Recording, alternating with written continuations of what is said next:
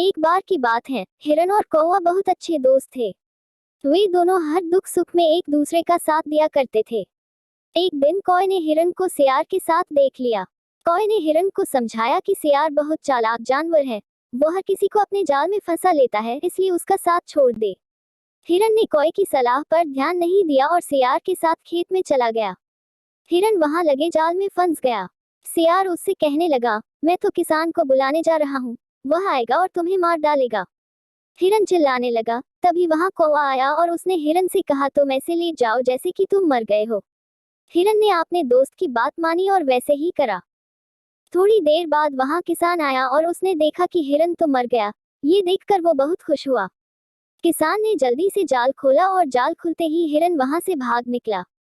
ये देखकर किसान बहुत गुस्सा हुआ और सियार को खूब मारा और उसे वहां से भगा दिया।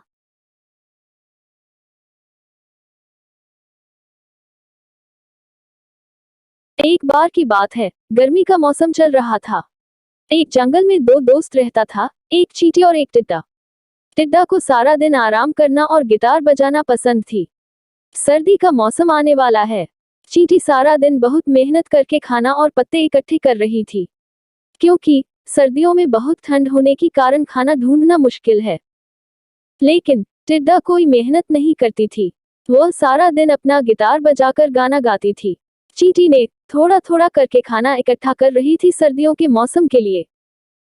फिर धीरे धीरे गर्मी का मौसम चला गया और सर्दी का मौसम आया।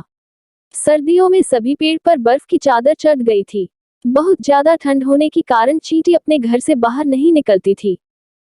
वह घर में बहुत सारा खाना इकट्ठा कर रखी थी, लेकिन टिड्डा की हालत बहुत खराब हो गई थी। उसे कुछ दिन से खाना नहीं मिली थी।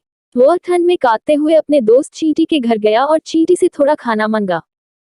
चींटी ने कहा, मैं सारा दिन गर्मी में काम किया ताकि सर्दी के टाइम हम भूखा ना मारे। मैं तुमको बोला था थोड़ा खाना इकट्ठा कर लो, सर्दी का मौसम आने वाला है, तुमने मेरी बात नहीं सुनी। हाँ चींटी भाई, मैं पूरा गर्मी में गिटार बजाता था और सोया रहता था। चींटी ने कहा, जब तुम पूरे गर्मी में गिटार बजाया तो अब सर्दी में भी गिटार बजाओ।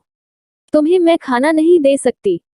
चींटी ने बहुत सारा खाना इकट्ठा कर रखी थी।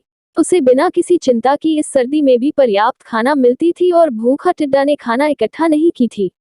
उसे अपनी गलती का एहसास हुआ, इस सर्दी में उसे भूखा रहना पड़ा।